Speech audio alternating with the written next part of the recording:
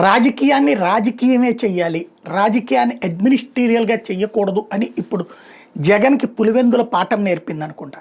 ఎందుకంటే సామదాన భేద దండోపాయాలు అన్నిటి ఉపయోగించింది కూటమి. మొట్టమొదటిసారి ఓ రకంగా చెప్పాలంటే జగన్కి భవిష్యత్తులో తాము ఏం చేయబోతున్నారో పాఠం నేర్పింది. టోటల్ పోలీసింగ్ని అది అంటే అసలు ఎన్నికల సంఘాన్ని నోరు మూయించేసింది.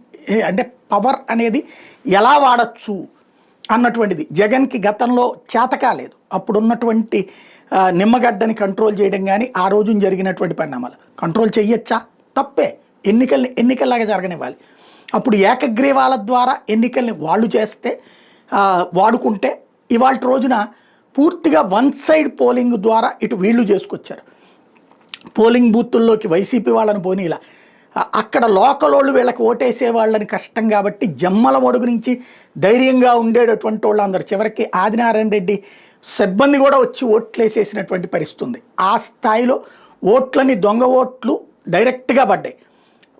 స్లిప్ ఏమో పులివెందులది, ఓటేసిన వాళ్ళేమో జమ్మల మడుగోళ్ళు ఎక్కువగా. ప్లస్ రీసైక్లింగ్ అంటే ఓటు వేసిన వాడే మళ్ళీ మళ్ళీ ఓటేస్తాడు. దాన్ని అడగడానికి వచ్చే వాళ్ళని పోలీసులు అడ్డుకుంటారు, కొడతారా, తిడతారా, ఏమైనా చేస్తారు. అయితే ఆ టైంలో పారిపోవాలి, దాక్కోవాలా, భయపడిపోవాలా. కానీ అక్కడ తెగించిన కార్యకర్త, రోడ్డెక్కి నిలబడ్డ కార్యకర్త, పోరాడినటువంటి కార్యకర్త, తట్టుకున్నటువంటి కార్యకర్త, పోలీసులతో గొడవలు పడ్డటువంటి కార్యకర్త, అరెస్ట్లైన కార్యకర్త, జైళ్ళకి వెళ్ళినటువంటి కార్యకర్త, నిలబడ్డటువంటి నాయకుడు, మొత్తం పులివెందులలో జగన్ కోసం ప్రాణాలు పెట్టి నిలబడినటువంటిది వీళ్ళే.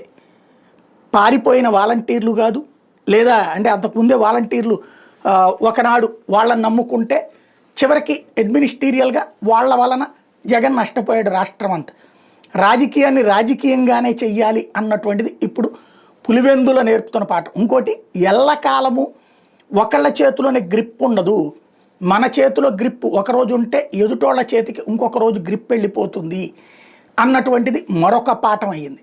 ఇప్పుడు రాబోయే రోజుల్లో ఈ పాఠం పనికొస్తుందా, దాని ద్వారా వ్యూహాత్మకంగా మరింత ప్లాన్డ్గా మారతాడా, లేకపోతే ఎలాగవుతాడు జగన్మోహన్ రెడ్డి, ఏం చేస్తాడు అన్నది చూడాల్సి ఉంది.